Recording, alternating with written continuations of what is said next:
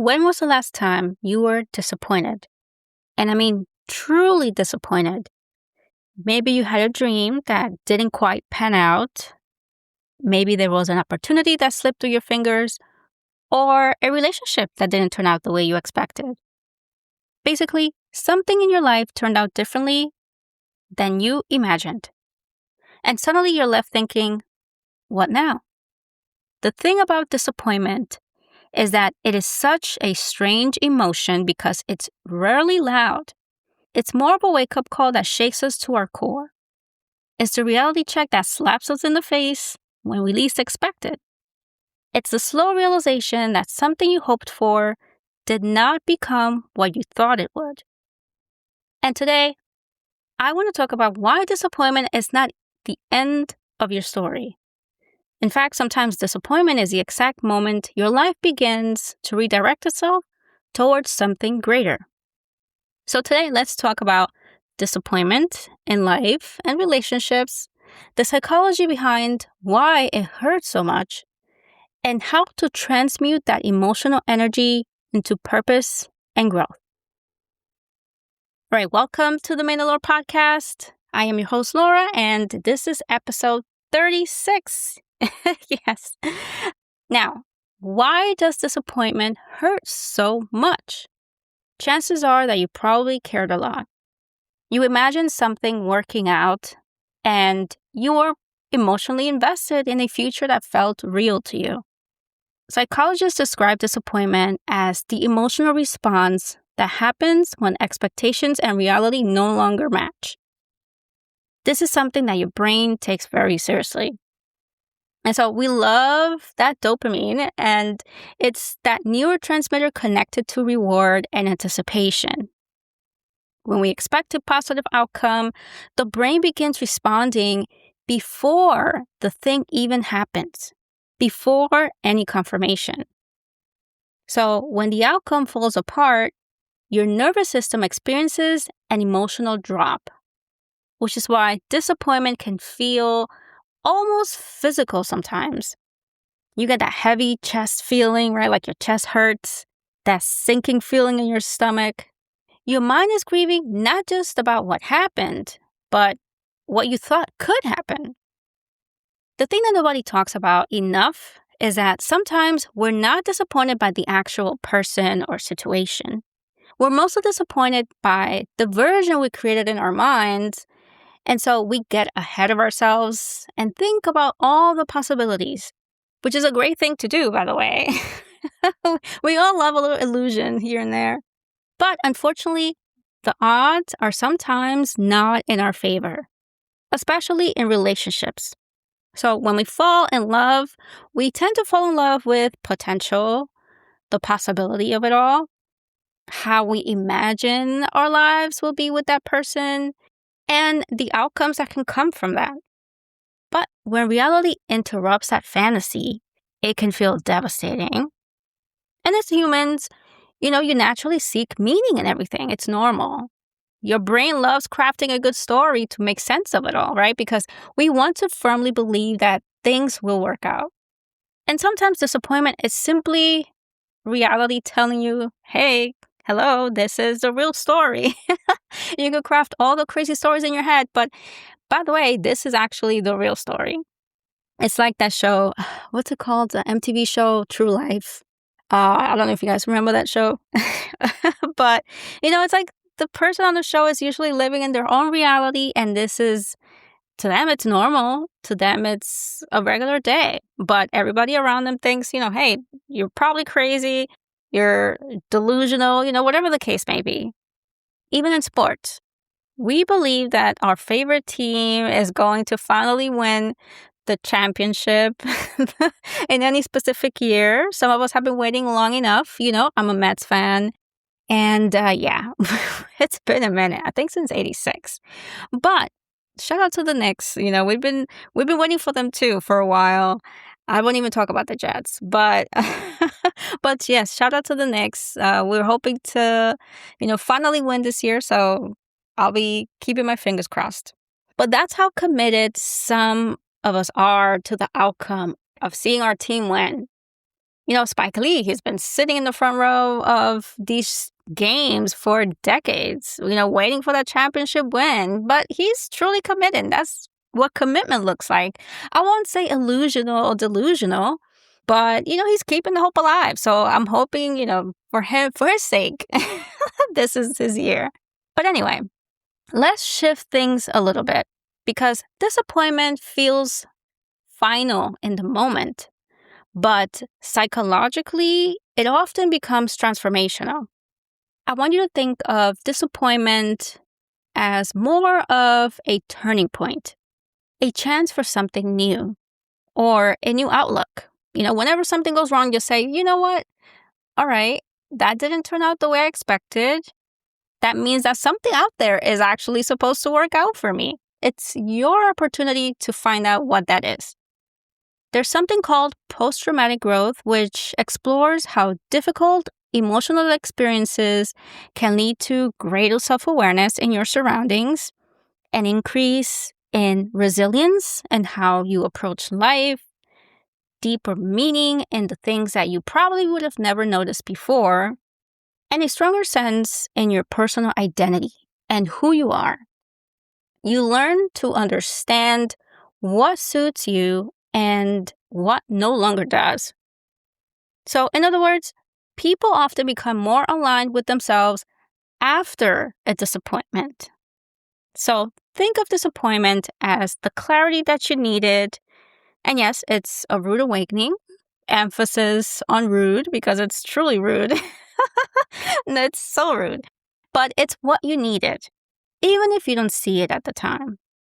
Disappointment has a way of revealing what truly matters to you, what no longer aligns, what you were settling for all along, and where you need to make room to grow. Those illusions that you were holding on to become so cringy after a while. You look back and say to yourself, yikes. What? Did I really want that for myself? And while that can feel painful, it is also freeing because it takes you one step closer to where you truly belong. Now, what if I told you that emotions are energy? Your emotional state activates physiological responses that tend to increase your focus. It heightens your nervous system activity and creates physical sensations in the body. Research shows that emotional energy can often be redirected and repurposed. And this is similar to something called sublimation, which is introduced in psychoanalytical theory. Sublimation is when emotional tension, frustration, heartache, any disappointment gets transformed into things like art. Look at comedians, for example. Some of the funniest comedians have been through some serious stuff. Many comedians talk about this all the time, about how they've had some quite traumatic, life experiences, and they just take their misery and whatever traumas, and they just try to use it to make other people laugh.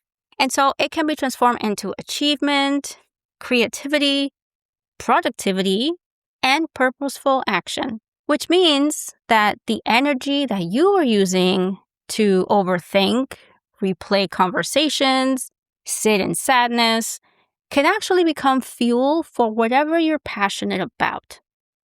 When someone or something disappoints you, and matter of fact, let's say you just went through, a breakup or, somebody did you wrong, something happened, right? And the energy that you were spending on that relationship, on that situation, is now sitting in a purgatory.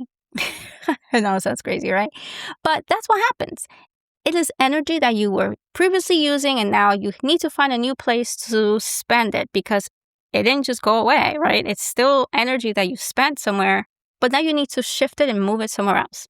And what is the first thing people do after somebody does them wrong? What do people do with that unspent energy? They go and get even. They'll go slash someone's tires, or, they'll go stalk somebody or send 100 paragraphs. I want you to think of this lingering energy as gas for your next journey. redirect your energy to something meaningful and useful because it is yours. You don't need to send that energy to someone else. Why would you want to give more energy to somebody who was making you miserable? Go ahead and you take your energy back and then you spend it on something that's more meaningful to you. Because once the smoke clears, you'll be so glad to have dedicated yourself to elevating yourself into a better person, into growing your career, into going to the gym, and taking a new hobby, whatever it is that suits you. I think one of the biggest mistakes people make is trying to get over disappointment too quickly, trying to immediately distract yourself, replacing people with new people, and forcing positivity when you probably need a good cry. So not doing that will definitely stunt your progress. Emotions don't disappear just because you ignore them. There's plenty of research out there that shows that processing emotions moves through us more effectively when they are acknowledged rather than avoided. So first, let yourself feel the disappointment without shame or without rushing through it. Don't go out drinking and smoking and, sleeping with everybody because this is how you think your pain is going to go away. It is not. You're just delaying the process. Feel it out. Cry it out for a day or 2 or 3 or 10, but don't drown in it. Healing is honoring the fact that you acknowledged it, but can also transmute it into new energy. Eventually, there comes a moment where you ask yourself, fine, I have all this energy that I can spend somewhere. Well, what do I want to do with this energy? Because disappointment does create intensity. And the thing about intensity is that it can either keep you stuck or propel you forward. So emotional alchemy begins not by denying the pain that you're feeling, but in refusing to letting that pent-up energy go to waste. You can alchemize your pain into a new business, setting boundaries, becoming healthier, honing in a talent that you've been dying to share with the world, even giving yourself permission to be the version of yourself you've always wanted to be. Disappointment was, the whole time, the distraction you needed removed to make you realize that there is always more. And there is something strangely beautiful about rebuilding yourself after disappointment, because this is where you meet yourself honestly. This is where you stop chasing things that don't truly choose you back. This is where you become more intentional with the energy that you spend and that you give out, your time, your standards, and slowly you begin creating a life that feels more aligned than the one you originally lost. I think disappointment makes people feel like they've fallen behind, like, hey, everyone else is figuring it out except me. But life is not linear. If it makes you feel better, I've moved about 20 times in my lifetime. And yes, it is exhausting. I remember moving into a place and it was this gorgeous second floor apartment. And I was so happy. I was like, oh my God, I'm going to live here for at least 5 years, definitely.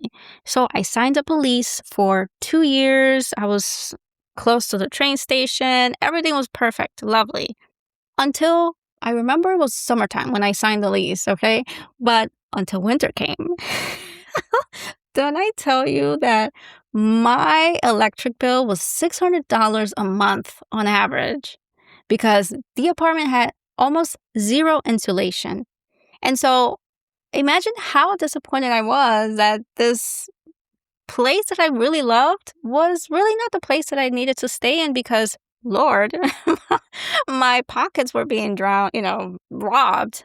So yeah, guess what I did? I had to move. And was I disappointed? Of course. But it also led me to living in a place that I absolutely love. And yeah, that's what I ended up doing, moving, just adapting. Because learning to adapt and recovering are normal part of human development. It is absolutely normal to pivot, to start again, to reinvent yourself when it's time for a new chapter. And more often than not, the version of life that eventually fulfills people the most looks absolutely nothing like the plan they originally set for themselves. So if you're feeling disappointed right now, if life feels different than you hoped, if your heart is carrying the weight of unmet expectations, please remember that disappointment is proof that your life is redirecting you to where you need to be. And the energy that you're holding on to right now, refocus that into purpose, movement, growth, reinvention, empowerment. Your internal GPS is basically rerouting at that point. It's like when you get on the highway and you're like, yes, it's 1 p.m. There's going to be absolutely no traffic because it's not rush hour time yet. And then, of course, there's an accident. So now you're disappointed. So guess what? You're rerouted into taking the scenic route. And if it weren't for the traffic, you probably would have missed a bunch of ducks, eating on the grass, or I don't know, whatever, something that would have made you smile that day. So next time you find yourself disappointed, think of the bright side of things. Think of something that has disappointed you recently and try to think of what are you planning to do with all the energy that you now have back. And you may just end up being delightfully surprised. All right, everybody. Thank you for listening to the Mandalore podcast. Please, if you feel like this episode helps you or anyone out there, go ahead and share it. Don't forget to like the podcast, encourage everyone to like the podcast, share it, whatever you want to do. I really appreciate your support. And again, until next time, take care of yourself. Bye.